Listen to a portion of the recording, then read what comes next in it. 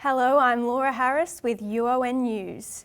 The Gallipoli Centenary has seen the hunt to remember the Anzacs in record numbers. As well as traditional commemorations, there was a range of artistic projects. A record 43,000 Novocastrians attended the Newcastle Dawn service this year. Large crowds also cheered on our diggers in the city's Anzac Day March. Many then spilled into pubs, clubs and RSLs for a game of two-up. I celebrate Anzac Day with my mates, having a good time. Yes, and maybe with a couple of beers, but you have a good time on a couple of beers. Exhibitions were also held to commemorate the day. Newcastle Museum set up a field of remembrance for fallen soldiers, while the Late Macquarie Art Gallery showed works by Aboriginal artists to recognise Indigenous involvement in war. Renee Sullivan, UON News. The fate of the Newcastle rail line remains unknown after the Baird government won the election but lost key seats in the Hunter. The Supreme Court ruled last December the government needed an Act of Parliament to continue with the truncation of the line. The Liberal government says it will appeal the decision in mid-July.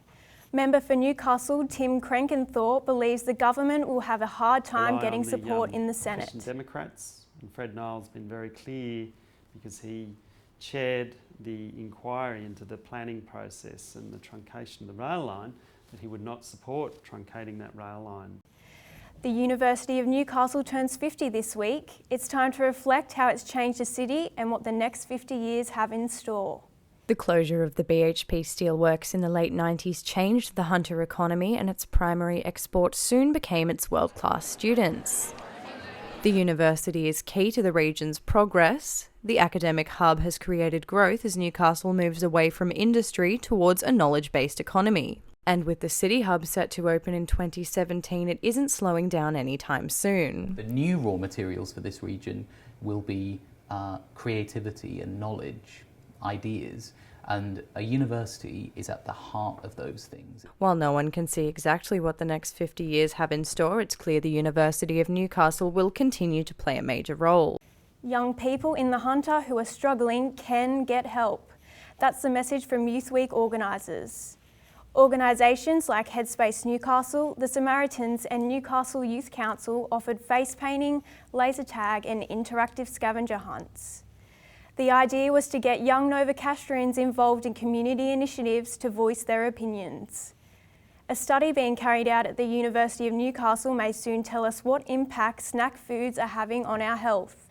The study hopes to find out whether people can correctly judge portion size and realise which foods are nutritional.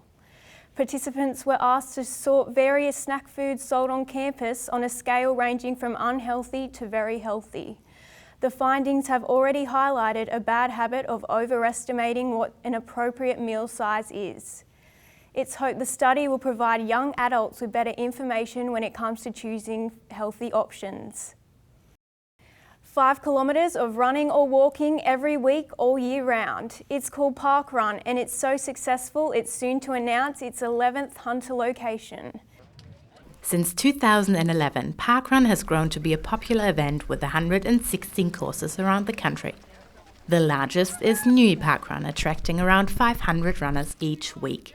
It's free, everyone loves stuff that's free, but more than that, it just gives so much back as well. And so whether you're running or you're volunteering, it's got an ability to just make people feel good.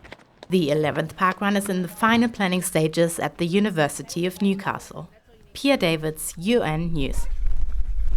Now the weather. Showers should clear by early morning. We can expect an overnight minimum of 15 and a maximum of 21 for tomorrow. There'll be more news in an hour.